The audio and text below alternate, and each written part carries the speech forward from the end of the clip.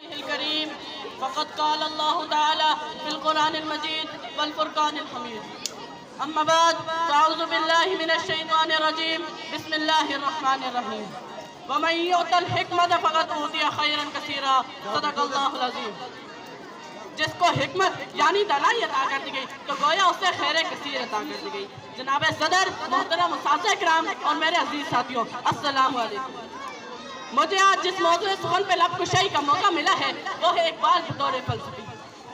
جناب پرنسپل، اقبال کی پرورش اسلامی اور قرآنی ماحول میں ہوئی. قرآن کے معنی اور مفاہیم پر غور و فکر کے ذریعے آپ اتنے بڑے فلسفی بنے کہ مشرق و مغرب میں آج بھی ان کے فلسفے کی دھوم مچی ہوئی ہے. ان کے فلسفہ شعر کا بغور مطالعہ کیا جائے تو اس میں قرآن کی روح کار فرما نظر آتی ہے.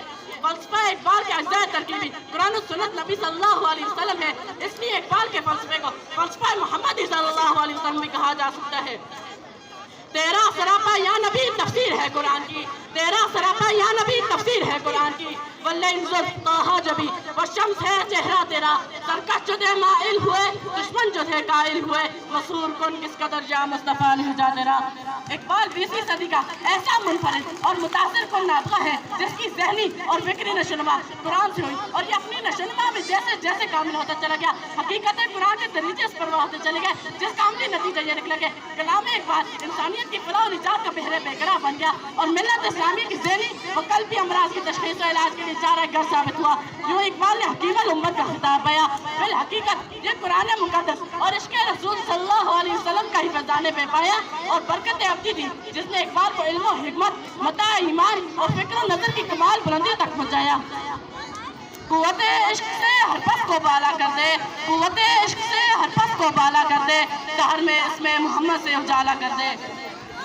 اقبال کا سارا کلام اپنے اندر روح قرآن میں سمائے ہوئے. شاید ان کا ایک شعر بھی ایسا نہیں جو کسی قرآنی آیت کی تفسیر اور مفہوم سے خالی ہو. خود اقبال کا بھی یہی دعویٰ ہے.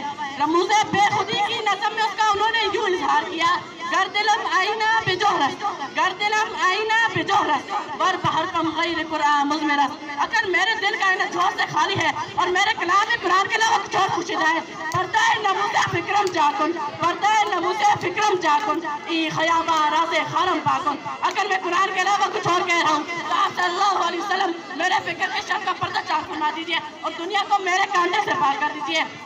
اسی بات کے تسلسل میں اقبال مزید فرماتے ہیں: روزہ محشر خوار رسوا کن میرا، روزہ محشر خوار رسوا کن میرا، بے نصیب از بوسہ پا کن میرا. مجھے قیامت کے دن خوار رسوا کر دیجئے، یعنی اپنے بوسہ پا سے محروم کر دیجئے، یعنی اپنی شفا سے محروم کر دیجئے. یہ ایک ایسی بددعا ہے جو کوئی مسلمان اپنے لیے نہیں مانگ سکتا. اسی بنیاد پر یہ کہا جا سکتا ہے کہ خود اقبال اپنے فلسفہ و شعر کا محض قرآن ہی کو قرار دیتے ہیں، بلکہ اپنے فکر و شعر کو اس کی تفسیر سے تعبیر کرا دیتے ہیں. اللہ تعالیٰ نے سفر معراج النبی صلی اللہ علیہ وسلم کے بارے میں قرآن مجید میں فرمایا: سبحان الذی اسریٰ بعبدہ لیلا من المسجد الحرام الى المسجد الاقصیٰ. اس حوالے سے اقبال کہتے ہیں: سبق ملا ہے یہ معراج مصطفیٰ سے مجھے، سبق ملا ہے یہ معراج مصطفیٰ سے مجھے کہ عالم بشریت کی زد میں ہے افلاک. اللہ تعالیٰ نے قرآن مجید میں فرمایا: محمد رسول اللہ والذین معہ اشداء علی الکفار رحماء بینہم. اس آیت کی طرف اشارہ کرتے ہوئے فرمایا: ہو ہلکا یارا تو پریشم کی طرح نر، ہو ہلکا یارا تو پریشم کی طرح نر، رسم حق و باطل ہو تو فلاد ہوئی مومن. اس شعر میں اقبال یہ پیغام دے رہے ہیں کہ مومن آپس میں دوست ریشم کی طرح نرم و ملائم ہوتے ہیں. اس کے برعکس حق اور باطل کی مان کا رائی میں فولاد اور لوہے کی مان سخت بن جاتے ہیں. اللہ تعالیٰ نے قرآن مجید کے ایک اور آیت میں فرمایا: واعتصموا بحبل اللہ جميعا ولا تفرقوا. اور تم سب اللہ کی رسی کو مضبوطی سے تھامے رکھنا اور جدا جدا ہرگز مت ہونا.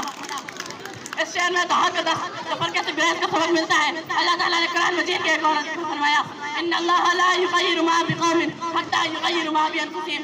اس کی طرف تیر و تعبیر اقبال کیوں کرتے ہیں: خدا نے آج تک اس قوم کی حالت نہیں بدلی، خدا نے آج تک اس قوم کی حالت نہیں بدلی، نہ ہو جس کو خیال آپ اپنی حالت کے بدلنے کا.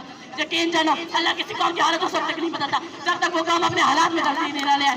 میں اپنے سورۃ الذاریات میں کائنات کے وسعت پذیری کا سائنسی اصول کچھ جو بیان ہوا ہے: وَالسَّمَاءَ بَنَيْنَاهَا بِأَيْدٍ وَإِنَّا لَمُوسِعُونَ. اور ہم نے آسمان کو طاقت سے بنایا اور بلا شبہ ہم اس کو پھیلاتے چلے جا رہے ہیں.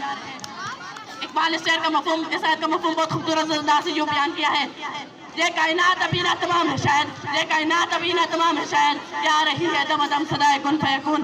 یہ بات انتہائی قابل توجہ ہے کہ جو دریافت سائنس نے موجودہ صدی میں حاصل کی ہے قرآن نے آج سے 1400 سال پہلے بیان کر چکا ہے۔